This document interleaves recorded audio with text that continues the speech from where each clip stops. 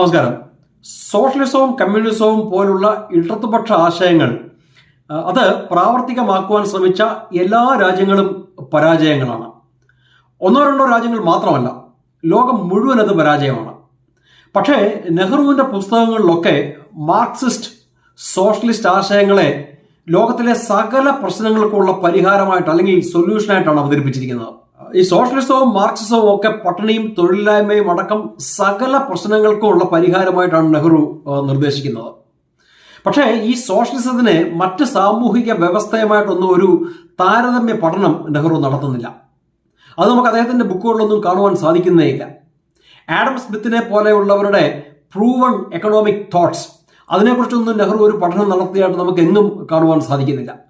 നെഹ്റുവിനെ സംബന്ധിച്ച് ഭാവിയിലേക്കുള്ള ഒരേ ഒരു പ്രതീക്ഷ സോവിയറ്റ് യൂണിയനും അവരുടെ സോഷ്യലിസവും മാത്രമാണ്.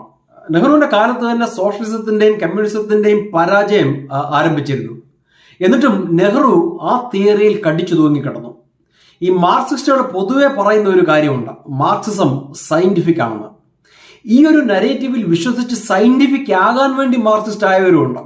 ഏതൊരാശയവും സയന്റിഫിക് ആണെന്ന് പറയണമെങ്കിൽ അതിനൊരു തുറന്ന സമീപനം ഉണ്ടായിരിക്കണം, ആ ആശയത്തിനൊരു തുറന്ന സമീപനം ഉണ്ടായിരിക്കണം. സമൂഹത്തിലെ യാഥാർത്ഥ്യങ്ങൾക്കനുസരിച്ച് മാറ്റങ്ങൾക്ക് വിധേയമാവാൻ തയ്യാറാകണം. എന്നാൽ നെഹ്റു അടക്കമുള്ള സോഷ്യലിസ്റ്റുകൾക്കും മാർക്സിസ്റ്റുകൾക്കും അപ്രകാരം ഒരു സമീപനമായിരുന്നില്ല ഉണ്ടായിരുന്നത്. അവരെ സംബന്ധിച്ച് സോഷ്യലിസം മാത്രമാണ് പരമമായ സത്യം. ലോകത്തിൽ ഏറ്റവും അധികം ജനങ്ങളെ പട്ടിണിയിൽ നിന്നും പുറത്തു കൊണ്ടുവന്നതും ആ രാജ്യങ്ങളെയൊക്കെ സമ്പന്നമാക്കിയതും ക്യാപിറ്റലിസ്റ്റ് വ്യവസ്ഥിതിയാണ്. എന്നാൽ ഇങ്ങനെ ക്രിയാത്മകമായി ഒന്നും ചെയ്യാൻ സാധിക്കാത്ത രണ്ട് തത്വചിന്തകളാണ് സോഷ്യലിസവും കമ്മ്യൂണിസവും.